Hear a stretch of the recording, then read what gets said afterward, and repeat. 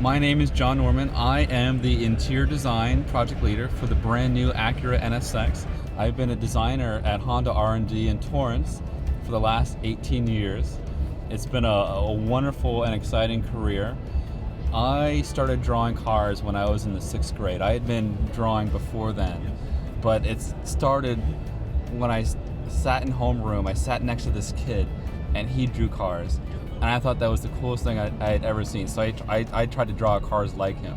And in the process, I started to learn about cars and I fell in love.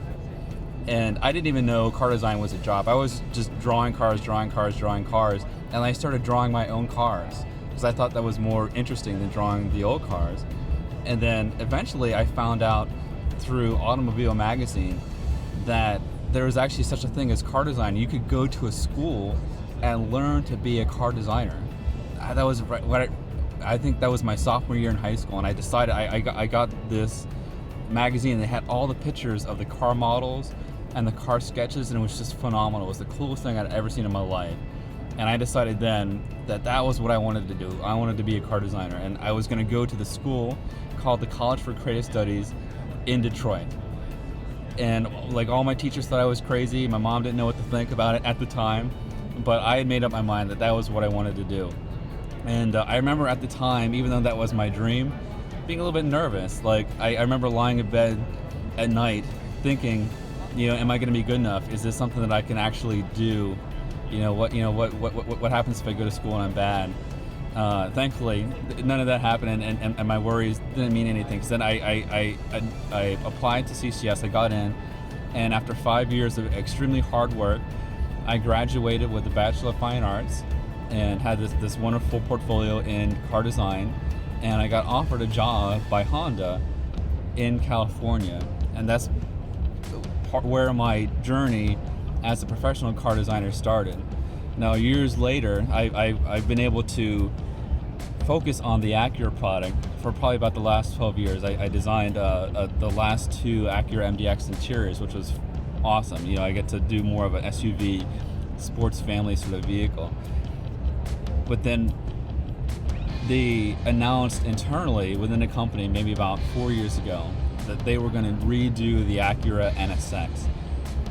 And it was to me, it was just a dream project, because I remember being a teenager in love with cars. I was living in Massachusetts at the time, but almost as far away from car culture as you could get. But my parents, they had an original Acura Legend 4-door, and they took me to the dealer. This was around 92, like 1992. And we went to the dealer, we went to the showroom, and they had an original Acura NSX there. It was bright red. It was raised up on this podium. It looked so cool. That was like the coolest thing on the road at that point in time. It was just amazing. And I remember just looking at the car, I was just transfixed. I stared at it for like half an hour until finally, like, a salesperson walked by. And I asked the salesperson, can I sit in this car? Can I please sit in this car? And he said no. So I was kibosh, right? And so then years later, I kept that memory alive. That of course, when I worked at Honda, I got the chance to drive the car and kind of see how special it really was. And when this project came up, I really jumped at it. I volunteered. I wrote my boss. I basically begged him, I want to be the interior design project leader for this car. I really want to do it. I love sports cars. They're fantastic. I had a personal car. I had a Porsche 911 that I was daily driving at that point in time. And I felt like I could really do a good job at it. And eventually they gave me the job. And it takes about, from start to finish, from the initial concept to the initial sketches to when the car is rolling out of the factory, it takes about 4 years, right? So they gave me the job, and that started the journey on making the new NSX. One of the best experiences I had as part of the NSX team was at the beginning of the project. They have what's called a ride and drive, which is where you gather up all the competitor vehicles and you ride in them and you drive in them, so you get to see what these cars are like. So in this car, obviously, it was a wonderful group of vehicles. We had a Ferrari 458, we had a Lamborghini Gallardo, a Nissan GTR, a Porsche 911, an Audi R8 V10, a Chevrolet Corvette, and we had the original NSX as reference, right? So we started out, we were staying in this hotel in Hollywood, And we got to drive around there and pretend like we're rock stars and we're cool and we're going to all these trendy places, having people stare at us. That was a great time. And then we drove from Hollywood to Malibu, and they have some of the best canyon driving roads there anywhere in the world. So we went driving through these canyon roads with this amazing group of vehicles, and they are all phenomenal. The Ferrari's great, the Porsche's great, the Lamborghini is terrifying. It's an amazing car, a lot of power. And finally it was my turn to drive the original NSX.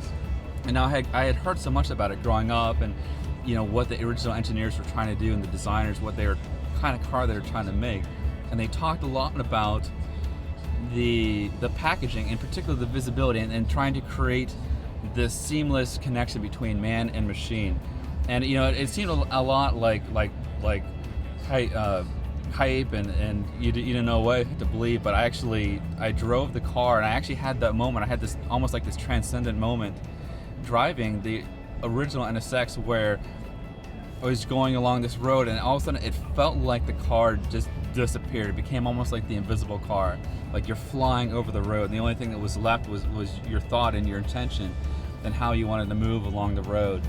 And it was such a profound experience. I realized then what was so good about the original NSX, and that how important it was to keep that feeling, keep that character as much as possible from an interior design standpoint on the new vehicle. So when we designed this car, we really worked hard to minimize the height of the dashboard, the thickness of the pillars, to really prioritize your outward view of the road. Because it's a high performance vehicle, where you want to be able to see where you're going. It's so important to be able to drive the car in a confident manner at low speed, but also at the limit of its extremely high performance.